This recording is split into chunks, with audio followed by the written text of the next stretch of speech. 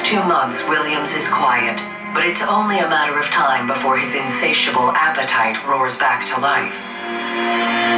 His next target, Jessica Lloyd, a 27-year-old employee with a local school bus company. I believe that he had probably seen her a number of times and that he had decided that she was to be his next victim.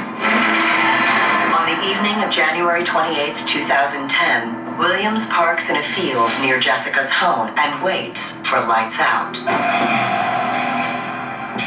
Williams broke in, tied her up, marched her over to his car, drove her up to the cottage in Tweed where he lived, and there he kept her prisoner. It's just the beginning of a sickening horror show that will wear on for over 24 hours. She had hoped that she would live and survived it, and of course he just fed that along, that letting her believe that, sure, at some point I'm going to let you go after I'm done all of the twisted things that I'm going to do. He had sexually assaulted her numerous times, and she had pleaded with him, really desperate to live. Finally satisfied, Williams orders Jessica to get dressed. He led her out to the garage at his Tweed cottage under the guise that he was now going to take her home and drop her off.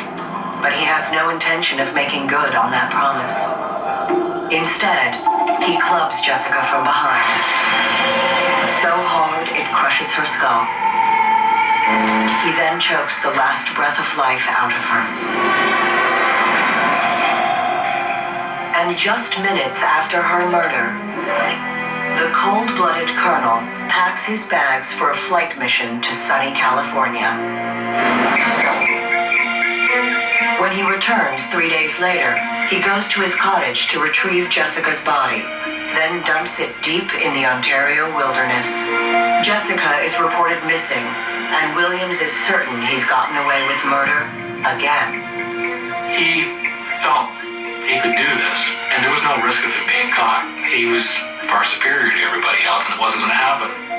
But as police do a full-tilt search for the missing woman, they find crucial evidence outside her place.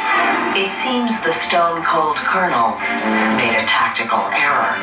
The police lifted tire tracks from the field near Jessica Lloyd's home, and then they set up a roadside check, thinking that they might just catch the same person driving by. The wily Russell Williams, thinking he had everything covered, didn't quite think his fancy, expensive four-wheel drive tires might trip him up. The killer drives straight into their dragnet. A cop looked at the tread, looked at the truck, looked at the tire. Bang, there's a match. Not wanting the suspect to know they're onto him, they secretly take his license plate down and wave him through. Armed with this stunning lead, investigators call him in for questioning. Have you been like this in a room like this before? I've never been.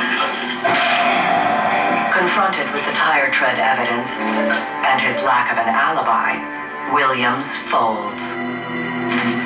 He realizes the jig is up, and then he just proceeds to tell them everything they want to know over a 10-hour interview. Well, I was surprised that her skull gave way.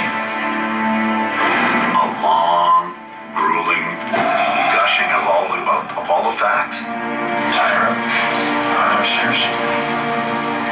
Williams even tells police where they can find Jessica's body. The confession sends shockwaves throughout his community, the military, and the entire nation. People just didn't know what to think. They couldn't. People tried to make sense of it. How could a person be in this position of such great authority and have this whole other life and yet do this? And nobody knew.